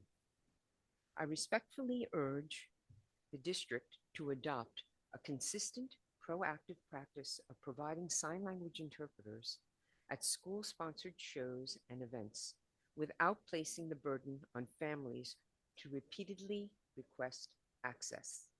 I'm actually requesting right now a sign language interpreter for your upcoming performance of Footloose. This must be done in a timely manner, for an interpreter needs to learn the script. The show is this coming March, so immediate attention to this matter is really necessary. I look forward to seeing an interpreter at the next performance of Footloose. Thank you for your time and for your commitment to serving all members of the Cherry Hill community. Thank you for your comment. Going back to the line, the next person is a wider bridge. It's your turn. Please unmute and give us your name and municipality. Alana Yaris, Cherry Hill. I'm calling as the chair of the Fair Funding Committee, a branch of the Zone PTA. We are having a meeting on Thursday, Zoom only, at 7 p.m. virtual for anyone to attend to discuss OPRA results that the Fair Funding Committee submitted to the township about pilot programs that decreased tax impact for the school district based on how the township does pilot programs. So as a committee, we will be discussing the results of that OPRA and what our next steps will be. And we look forward to sharing with the board and the district how we can help, because it's concerning to hear that the state is pushing back to the local municipalities and districts to fund the funding crisis for the district when the township did not provide adequate funding as it should have, and the state did not either.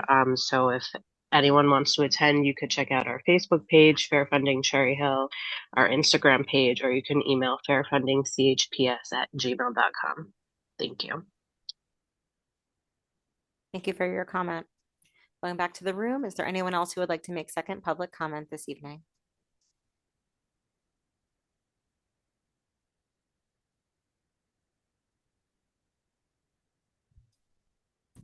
Ann Einhorn, Cherry Hill, New Jersey. So I Mr. Vasquez really said it very eloquently tonight about the situation in Cherry Hill in our special ed department. I am really tired of hearing parents come to this mic and explain their situation. And what I don't understand as a previous board member, it's not the first time it's happened. The most telling was when that young mother came and told us their child had been suspended 30 times before second grade. That would have been a red flag to me as a board member. So understanding, I do not believe that any of you have broken, HIPAA, if that's, I'm going to use it because that's my world. Okay. But my problem is, as a community member and a previous board member, is what are you doing behind the scenes? Are you having an exec session with Dr. Morton, special ed? Are you finding out both sides of the story to protect our children? I do take exception to remarks made earlier, though. If you really want to protect the child of or the privacy of your special ed parent, of your special ed students, then why are the parents being forced to come to this mic to plead their child's case? I don't know that any of you know how hard it was for that person that evening to stand here, okay, with her situation and expose her, not only her child, but herself to the rigors of having an extremely exceptional special ed student. But what are you doing to help that parent? Okay, and no more importantly, since the charge of you all is to provide an adequate education, that child's not getting an adequate education. They're getting nothing. So we have a problem. I believe it's systemic. I believe it's ongoing. My board years were many years ago. I think it's 100-fold worse now, only because of the classifications that have developed over the years. And I don't know what the solution is, but you need to find a solution. I think we're terribly failing the students of Cherry Hill, New Jersey. And since it's 2% of your population, we need to fix it. No, I'm sorry, 20% of the population. Thank you for the correction. I'm running out of time. But I will say, Ms. Stern, that when you ran in September of 2018, I'm going to paraphrase some of your comments that you said directly to the board, that you need to challenge what is being told to the special ed community. And if you don't do it, who is going to do it for these families? And you need to stand up for these families and challenge what is going on. And I sincerely hope that you're doing that. Otherwise, we are failing. Thank you. Thank you for your comment. Going back to the line, the next person is Michael. It's your turn. Please give us your full name and municipality. Michael Nussbaum, Cherry Hill. I just wanted to echo everyone before me. Thank you so much for speaking up. This is probably about the 9th board meeting I've attended. I'm a parent of a child with disabilities in Cherry Hill. And yeah, I don't really want to share my kids' personal information with everybody. Like, I just want an equitable, education for my child. So let me bring up some more aspects to things that I think that the public should really know, that our community should know. So a central issue I'm going to raise tonight is not isolated mistakes, but a pattern of evading compliance, skirting legal and ethical obligations rather than engaging in transparent, collaborative problem solving. I've seen this pattern repeatedly. I have two concrete examples. One is the Oprah compliance and one is special ed inclusion and collaboration. Let's talk about the Oprah first. I recently submitted a records request related to special ed agreements and expenditures. A large volume of documents was produced, and I want to say this publicly. I appreciate the staff who worked to compile them. I know it took them a long time, and I really do appreciate it. However, many records were over-redacted. Key information was missing. Entire categories of documents were excluded, and some responsive records were not produced at all. When I raised these concerns, the district council simply closed the conversation.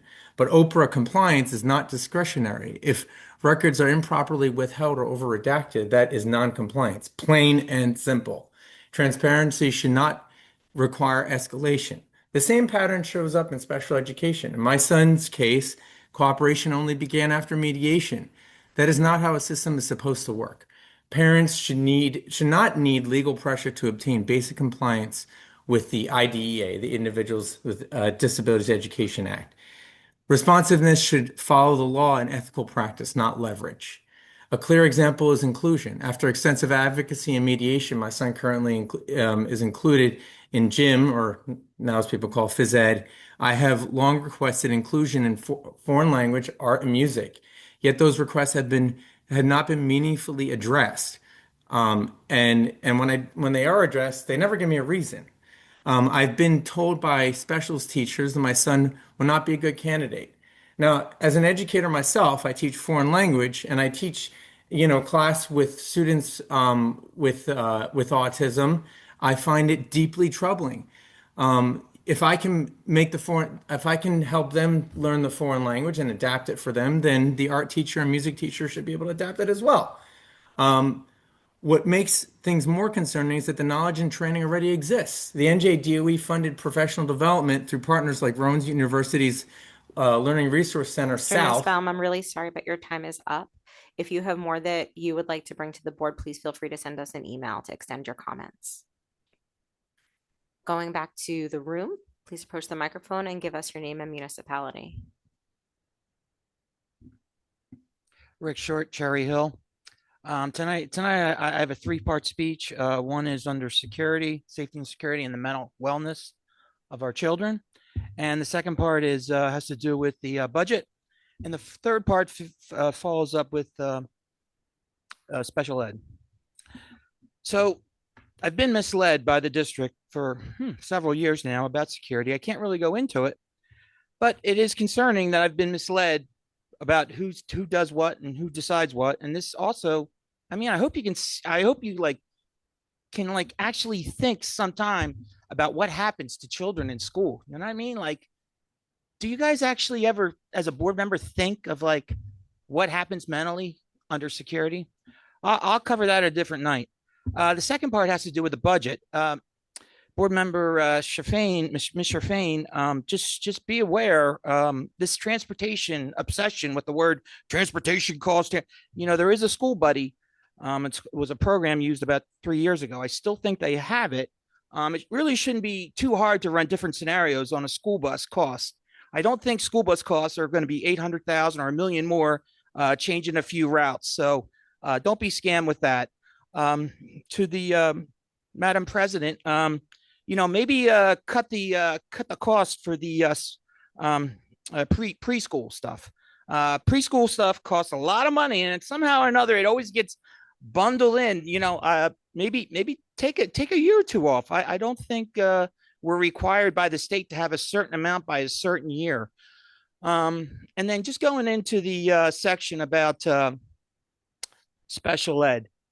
What's funny? I get to travel to different businesses, and actually, it's weird. I was just out of business the other day, and everything was amazing. It was the most positive facility that I've ever been with. Everybody was happy. I was just I was overwhelmed. And to hear some of the stories from all these parents come out, they must be true. These special ed parents don't come up and just make up a story or just, complain for the good of them. So our district has a bad moral compass, and it starts right at the top. And it started right on the first day of employment with Dr. Morton, and what happened, what he allowed technically on the first day of his job, to allow a school board member to attack the community, and then to pay the lawyers 24 pages to make it okay. You know what I mean? And then it just goes down the line to the next topic would be the anti-racist policy that is racist that everybody keeps telling you. So it just carries along. It's a bad vibe. Thank you for your comment. Going back to the line, the next person is a caller with the phone number ending 788. It's your turn. Please unmute and give us your name and municipality. My name is Jeffrey Podwitz, and I live in Cherry Hill, New Jersey. Dr. Morton and Mr. Guy, or Dr. Guy, are going to the League of Innovative Schools spring conference. It's not a conference, it's called a convening. That's what it really is. And it's all the way out in Seattle. And what a convening is, they're going to provide superintendents and their guests with opportunities to observe and experience innovative educational practices across the Seattle area. And one is the Kent School District, the other is Issaquah School District. By the way, both of them have OCR complaints against them. Isn't that great? Yeah. Okay. Just so you know that. We have lots of innovative schools. Remember, that's going to cost about $7,000 between the both of them. We have lots of innovative schools in the Jersey and Pennsylvania area. Why don't you save a couple of $1,000s and go to the innovative schools there? We don't need to go. You don't need to go there, but you all voted for it, and that's okay. You're just spending money on that preschool expansion. You guys love it. The state loves it. We're not getting the money we should, and it's spending a lot of money on preschool expansion. Plus, the state of New Jersey says, hey, guess what? We don't give you a cent extra for it. And by the way, because of preschool expansion and other things, and because the state thinks that we aren't paying enough money in taxes, because we are by new figures that they've changed below our local fair share after years. At one time we were like $35 million above our local fair share, but now because of changes, we're not. They can raise our taxes how much ever they want. That is the law. And for preschool expansion, they can raise our taxes as much as they want, as they cut our preschool aid. Remember, the first year we only got about $1.2 million. As for kids with disabilities, yeah, I totally understand. My kid had it. For those with reading problems, do you get assistive technology evaluations? Want to know that. My kid still uses a screen reader. What do they provide? Screen readers? Do they provide digitalized text so a kid can read efficiently? I don't know. Please say something. Does anyone know that? I don't know that. My kid did get one, and he still uses one today. This is years later. So I'd like to know, do you do that? Do you have things that voice to writing? Want to know that. A lot of things when it comes to reading. Yes, you need phonics. We paid for phonics privately in school. He has phonics, but he still reads very, very inefficiently. That's not his main problem, though. He has a sensory processing problem, one that's diagnosed by a neurologist, and also a language problem. All right, and diagnosed by a speech pathologist, not speech, language problem. And sometimes that happens where people have language problems, but they're called speech problems, and they get a speech IEP in preschool or whatever, and then all of a sudden Thank you, they Dr. lose. Kotowitz. I'm sorry, your time is up. Thank you for calling in. Going back to the room, is there anyone else who would like to comment for second public comment?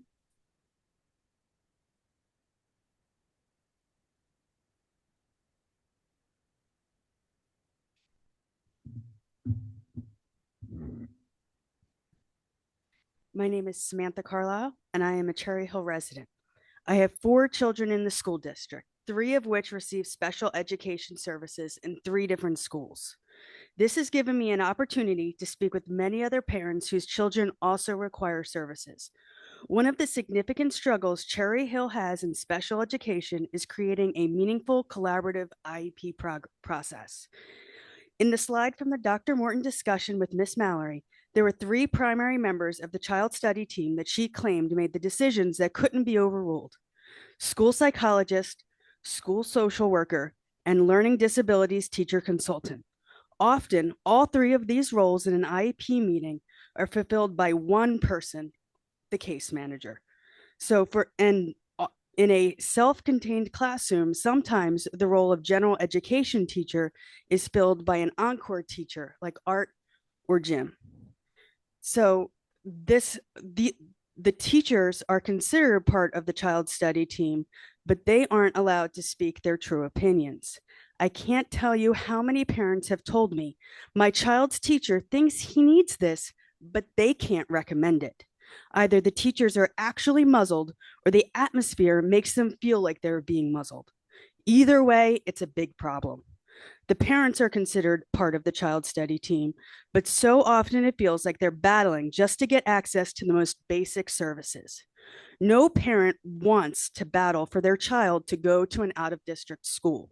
They want them here. What they want is for their child to get a free, appropriate public education, a fundamental right under US law. They want their child to learn how to read and right. They want their child to not come home with new bruises or scratches from the school day. This does not seem like too much to ask for. Thank you. Thank you for your comment. Going back to the line, the next person's name is Nancy. It's your turn. Please unmute and give us your name and municipality. Hi, my name is Nancy Hartwick. I'm from Cherry Hill. I am respectfully requesting that the board prioritize adherence to the general ADA accessibility guidelines as a matter of school safety, not solely compliance. Accessibility impacts not only students who require accommodations, but also parents, guardians, visitors, and current or prospective employees with disabilities. When ADA guidelines are not followed, barriers can become serious safety hazards, particularly during emergencies. For example, if an individual cannot safely access curb cuts, exits, or evacuation routes during a fire drill, lockdown, or active shooter situation, they may be unable to escape danger. In these moments, inaccessible design is not a minor oversight, it is a risk to life and safety. Emergency preparedness must account for all members of the school community. ADA guidelines exist to ensure that everyone can move safely and efficiently during both routine operations and crisis situations. Failure to address these issues places individuals at risk and exposes the district to preventable safety and liability concerns. I respectfully request that the board treat ADA accessibility as an integral part of school safety planning and facilities oversight, including proactive assessments and timely remediation where barriers exist. Thank you for your time and your commitment to the safety and well-being of the entire school community. Thank you for your comment. Going back to the room, is there anybody who would like to make second public comment this evening?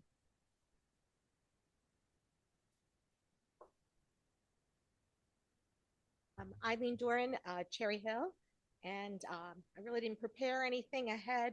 I moved to say something because I put 4 students with special needs through the school district, and it just saddens me so deeply to hear parents fighting the same battles I was fighting 20 years ago and fought for 20 years.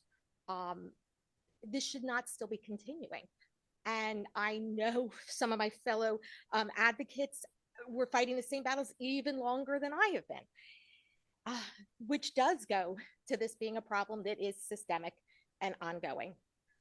When Ms. Gallagher called in and talked about, requesting those dyslexia services, I remember 17 years ago, I started my fight for those services. We should not have to do this. We should not have to come to this podium.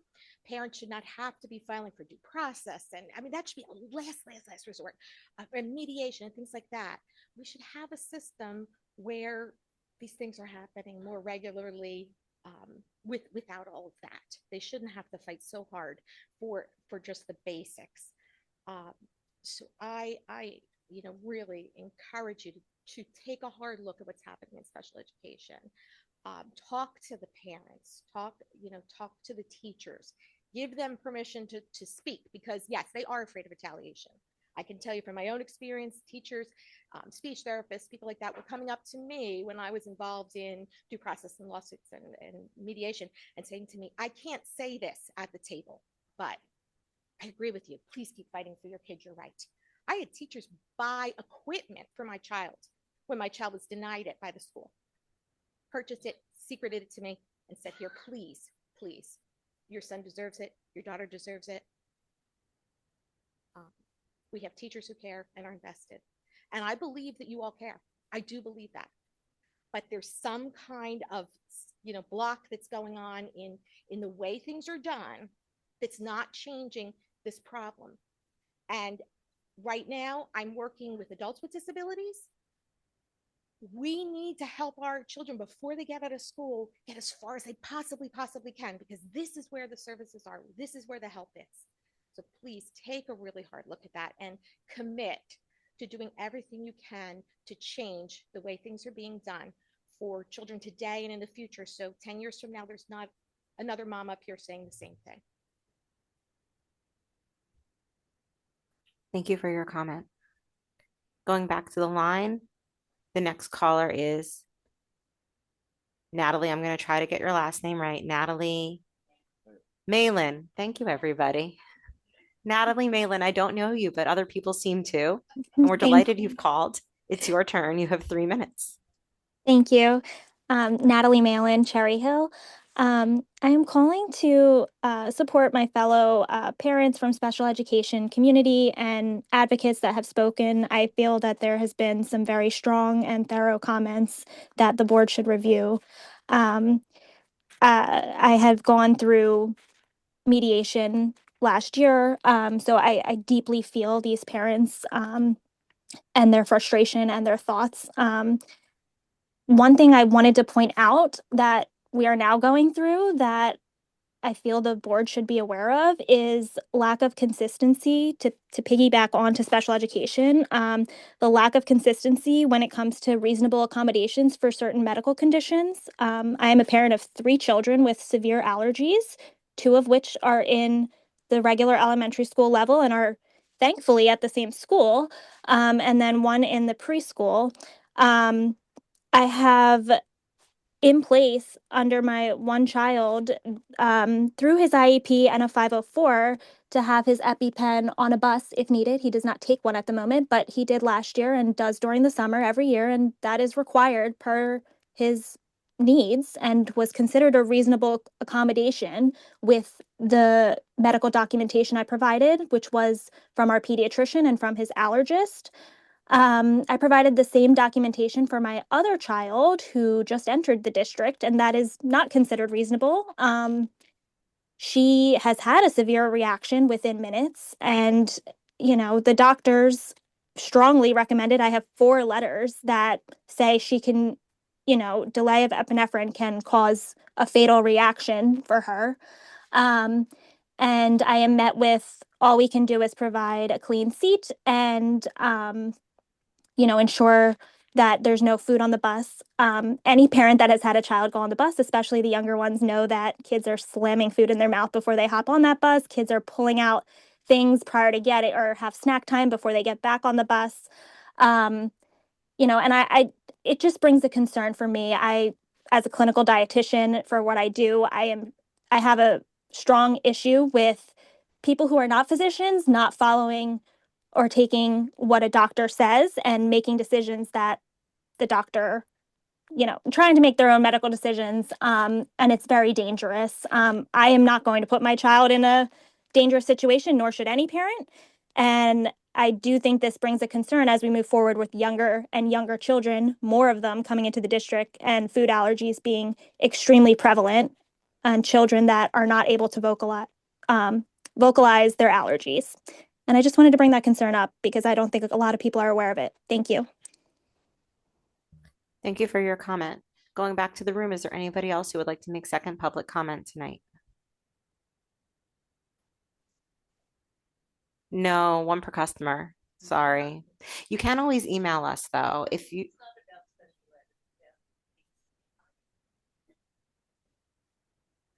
let me finish second public comment and then okay? Because I do have some more callers on the line. And I see Meredith Levin. Meredith Levin, it's your turn. Please unmute and give us your name and municipality. Hi, my name is Meredith Levin. I live in Cherry Hill, and I am one of the leaders of the Cherry Hill Special Education Parent Advisory Group. But tonight I'm calling in as a parent. I have 2 children with disabilities. I'm going to ramble. I didn't prepare anything. I'm just kind of listening to our district, to the parents who I respect their feelings and their situations. And I talk to parents all the time who have, issues, and give them advice. I am a special educator myself. I have been in this field for 20 years. I have been working with this district and the admin to make positive changes for the last 9 years. I have a child who's in high school who went through the BES program, and I have a son who's at Man who is a level 3 severe child with autism. And I have basically anything reasonable I have ever asked, I have been given. I it, it comes with learning, understanding. I'm listening to all of these situations where parents are being told the child study team doesn't listen, the teachers don't have any say. 2 years ago, I sat in a meeting for my older student, my older son, where they told me they were going to eliminate his IEP due to his reeval, and the teacher sat up and said, "I disagree. Here are the reasons that this isn't going to happen." I said, "I disagree too," and he kept his IEP. My younger son with autism, severely autistic, is legally blind, struggles with communication, and has 40 hours of BCBA and RBT hours at home through my personal insurance. And he is included about 40% of the school day. And anytime I say, "Hey, let's try this class," they say, "Okay, let's give it a shot." I have not been met with any knows, this is not going to happen, anything. And I have had my issues in the past with the district where we did not see eye to eye, and we settled it and moved on. I've never felt like anybody held anything against me or my children. I am grateful to the district. I believe that over the last several years, we have put major strides moving forward in our special education community. Furthermore, things I've noticed, part of the reason I am one of the leadership members of the CPAG is because I want to give back to my community and I want to give back to working with my administration. So I I ask any parent who is who wants kind of more of an understanding to please come to our next meeting. Please look at our snapshot. Come be part of us.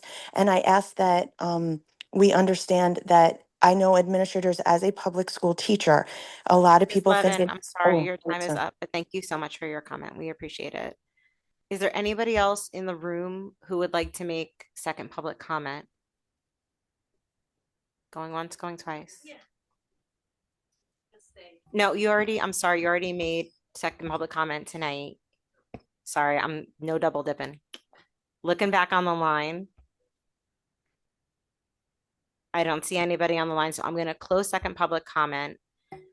I do want to thank everybody who came out and spoke tonight, both in the room and online. I just want to acknowledge that while we can't speak to individual student concerns, we do appreciate your voices and that you're here and the board is listening. That is the purpose of public comment. So I hope you saw us all up here taking notes. We do appreciate it. There was a question about our committees. If you look on our agenda tonight, we did approve the standing committees of the board. C&I stands for Curriculum and Instruction Committee. That's the committee that I chair. B&F is the Business and Facilities Committee, chaired by Mr. Greenbaum, who's not here tonight. HR is Human Resources Committee. P&L is the Policy and Legislation Committee, which is chaired by Ms. Palmer. And then our final standing committee is Governance, which is chaired by Ms. Sherfain. So those are the standing committees of the board for 2026. And with that, I will turn it over to Dr. Morton for superintendent comments.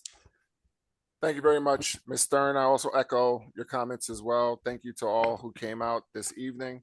I always encourage those who have concerns to reach out directly to our Director of Special Education. Our Director of Special Education makes a concerted effort to talk to anyone who has concerns and wants to reach out to her. All 2,200 families that we have who receive special education services, and the host of others that have 504s as well. So she's always available and willing to talk and willing to work with families as well as we follow the law and follow policy.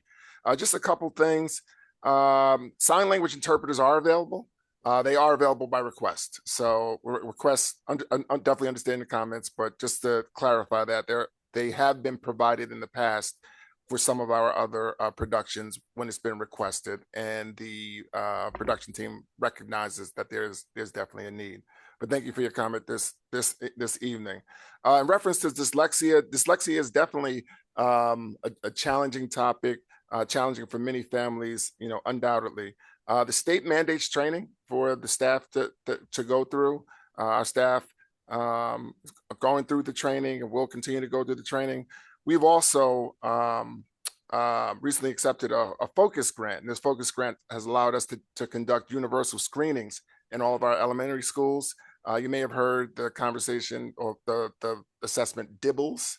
Your child had been dibbled, as they call it, but that screening is used to help us to identify needs that students have, and as we also look to shore up our MTSS strategies, we implement strategies throughout. We have greater and wider interventionists. We haven't talked a heck of a lot about those lately, but just yesterday our interventionists had trainings, and they're working, and they're working with our kids across the board, across the district. We heard conversation this evening about the course of study. Thank you to Ms. Staff and her team, Dr. Birdie, all of our middle school staff for helping to put those together and make them successful. But just wanted to mention as well, for awareness, our high school open house dates. High School West scheduled for January 22nd. High School East will be a week after, January 29th. Each of those begin at 7 p.m. These evenings provide our families with an opportunity to go out and to learn all they can about our schools, about our high schools. One of the things that's great about our district is that we have open enrollment. Our families have an opportunity to choose any one of the schools, either of the schools, based upon their needs and based upon their aspirations for their children and moving forward. We excitedly welcomed, as I think Ms. Stern referenced, we excitedly welcomed over 200 new preschoolers to both Kilmer and to Malberg, the Malberg facilities. It truly was outstanding to see all the families, the excitement, the enthusiasm, the anticipation from our families in the first days of school, as it had an opportunity to walk through and visit and see our kids. Our preschool staff did a phenomenal job in helping to familiarize and to help our children become comfortable with these new environments. You would have thought, or one would have thought, that our kids have been in school for weeks based upon just how well they were settled and how well they were acclimated literally within the first few days to routine. So truly phenomenal. Tomorrow, they'll have their back to school night in January. And then there is next week on the 21st of January at 6:30 p.m. at High School West, a preschool information session. So if you're curious to learn more about the preschool program, application process in and of itself, please be sure to come out to that. And just a couple more things. In New Jersey, I believe in January 2024, Governor has deemed the month of January as Muslim Heritage Month. So we like to recognize our the contributions rather of Muslim students and community members and thank them for their contributions to our district, to our town, and to the state overall. Also, there's a big sign hanging out here. Thank you to Ms. Barati for recognizing our board members, but I would be remiss if I did not give my personal gratitude to each of you. It's a lot. I recognize it. It's a lot. I don't think there's been a time that I reached out to board members and asked them to come and show up and have a meeting to engage in discussions. I know every time I reach out and call, whether it's picking a child up on a Friday at school and standing in the line to pick a child up, you definitely always are always there to support. So there is no greater sacrifice than one's time. We cannot get the time in our lives back. So to give up your time, to volunteer your time is to me the greatest service, and I appreciate each of you for that. So thank you on behalf of myself, the administrative team, and the entire district for what you do. Monday, district will be closed for Martin Luther King Jr. Day in observance of that. As we think about Martin Luther King, his life focused on unity, equity, and inclusivity for all people, and service. So I challenge everyone to think about how they can carry those three things forward in recognition of that day. Happy New Year to everyone. Have a great night. Thank you so much. I'd like to make a motion to adjourn the meeting. Is there a second? Dr. Braddock, all those in favor? The meeting is adjourned. Good night, everybody.